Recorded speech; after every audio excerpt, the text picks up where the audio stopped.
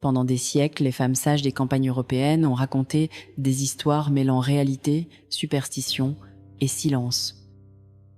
Elles parlaient de sorcières, oui, mais pas comme des sorcières de contes, mais des gardiennes de savoir oubliées, toujours accompagnées de chats. Il ne s'agit pas seulement d'une vidéo sur le comportement des félins. Il s'agit d'une histoire ancienne, d'une superstition enfouie, un mythe que vous avez peu être ressenti, même si vous ne savez pas d'où il vient. Avez-vous déjà eu l'étrange sensation de reconnaître un geste, sans savoir d'où il venait? C'est ainsi que tout a commencé. Une patte posée sur le sol, une queue dressée comme une antenne, et un regard trop vieux pour ce corps de félin. Lune est apparue par un après-midi opaque d'octobre. Il pleuvait légèrement. Le son des cloches du village se perdait dans les collines comme si le temps s'y ralentissait. Le chat noir est apparu au bout du chemin, venu de nulle part. Il marchait le corps près du sol, dans un silence absolu. Ses pattes touchaient la terre comme si il savait où marcher. Lorsqu'il s'est arrêté devant moi, il a cligné lentement des yeux. 3 fois. Ce petit geste m'a fait l'effet d'un frisson. Tous ceux qui vivent avec des chats le savent, ce clin d'œil n'est pas un hasard. C'est une invitation, une acceptation, un lien silencieux. Mais c'est pas seulement le geste qui m'a troublée. C'était l'écho. Je l'avais déjà vu auparavant, dans le regard de ma grand-mère. J'ai ramené Lune chez moi sans hésiter. Et cette nuit-là, alors qu'elle s'allongeait dans un coin de la pièce et qu'elle se mettait à ronronner très doucement comme un tambour ancestral, quelque chose s'est ouvert en moi. Je me suis souvenu les histoires de ma grand-mère, qui ne se racontaient que lorsque le vent était à la fenêtre, des histoires de femmes qui murmuraient avec des chats sur leurs genoux, des yeux qui voyaient ce que personne d'autre ne voyait, de petits rituels cachés dans des gestes quotidiens, comme celui de Lune, qui me regardait maintenant la tête penchée, les oreilles à demi tournées, comme quelqu'un qui écoute. Ce qui n'est pas dit, ce n'était pas une simple coïncidence. C'était la mémoire. Carl Jung a dit « Tout ce qui nous impressionne profondément laisse une image dans notre âme. » Mais certaines images ne naissent pas avec nous. Elles nous rendent visite. Cette rencontre avec Lune n'était pas une coïncidence. C'était le retour de quelque chose d'oublié, quelque chose que mon corps a reconnu avant que mon esprit ne le comprenne. Resté jusqu'à la fin. Il y a une révélation enfouie dans des siècles de silence qui pourrait changer votre façon de voir les chats et vous-même. Ma grand-mère avait l'habitude de dire « Les chats entendent ce que l'on tait ».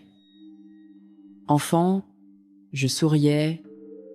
Aujourd'hui, je comprends le poids de ces mots. Lune a commencé à agir, bizarrement, dès les premiers jours. Elle fixait un point sur le mur pendant des heures. Parfois, elle grimpait sur la plus haute bibliothèque de la maison et restait là, immobile, les yeux mi-clos, comme si elle voyait quelque chose que je ne voyais pas. C'était le genre de comportement qui, dans les temps anciens, faisait chuchoter quelqu'un, elle parle à l'autre côté. C'est en relisant les vieux carnets de ma grand-mère que j'ai commencé à comprendre. Entre les pages tachées par les intempéries, j'ai trouvé des notes sur ses compagnons silencieux. Il s'agissait presque toujours de chats noirs, des observateurs, des gardiens. Les femmes seules leur confiaient leurs sentiments, leurs rêves et leurs secrets.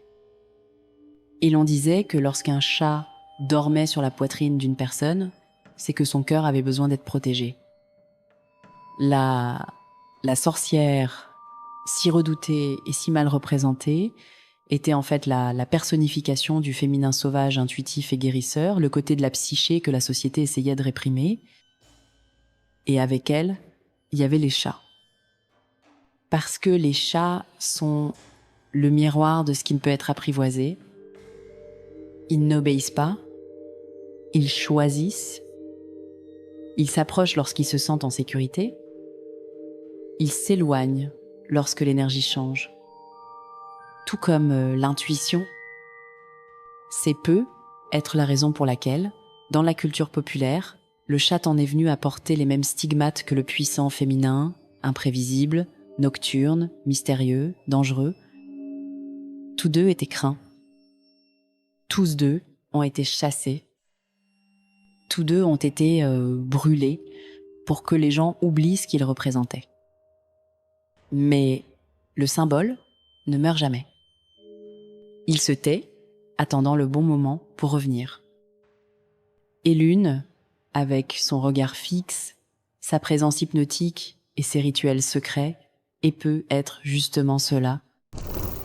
Depuis des siècles, les chats sont considérés comme des alliés de l'homme, protecteurs des cultures, chasseurs de nuisibles, compagnons des sages-femmes et des guérisseurs.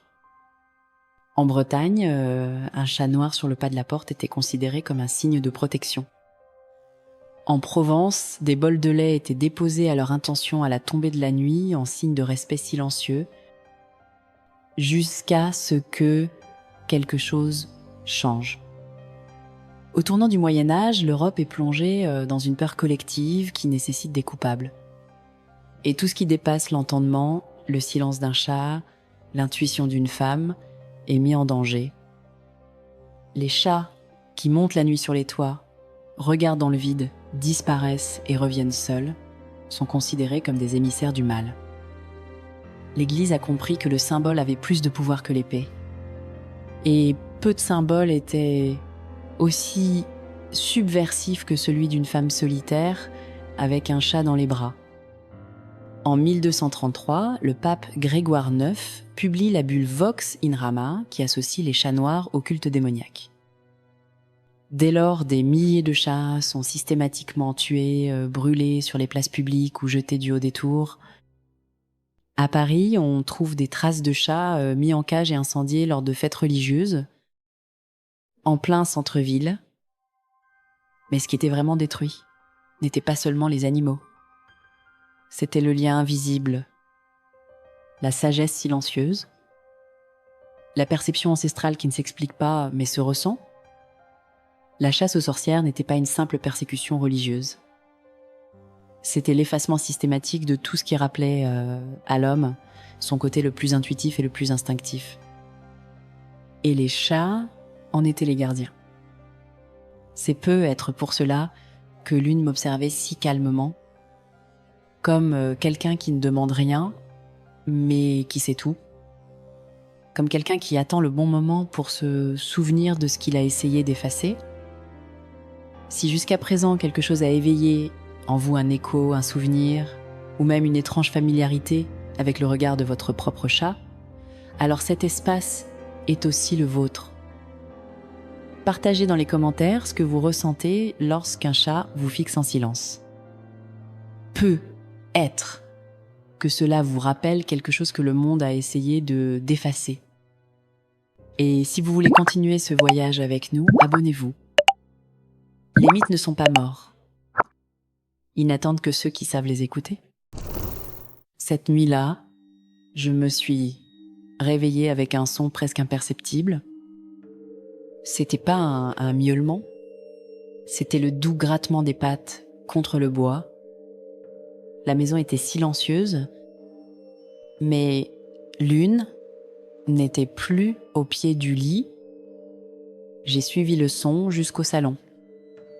Elle y était assise au centre du tapis, le corps droit, la queue enroulée autour des pattes avant et le regard fixe. Devant le vieux miroir de ma grand-mère, celui que, pour une raison que j'ignore, je n'ai jamais réussi à accrocher. L'une fixait le miroir comme si elle pouvait voir au-delà de son reflet.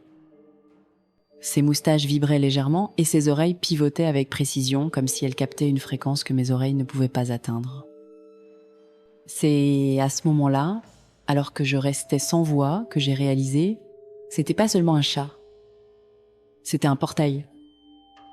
Un miroir vivant de ce que j'avais appris à terre. La façon dont elle se couche toujours sur ma poitrine lorsque je suis silencieux. La façon dont elle m'attend à la porte, même sans entendre le tintement de la clé. Comment elle disparaît au crépuscule et revient, toujours avec une odeur différente. Ce sont des rituels. Des petits, constants, sacrés. Carl Jung a dit « Les symboles nous conduisent au-delà de la raison vers ce qui est essentiel ». Lune ne m'a pas appris les mots. Elle m'a appris à écouter, à respecter ce qui est subtil, à reconnaître qu'il y a une sagesse qui ne vient pas des livres, mais de la peau, du regard, du silence. En reconnaissant cela en elle, ce n'est pas Lune que je sauvais. C'était moi. C'était ma grand-mère.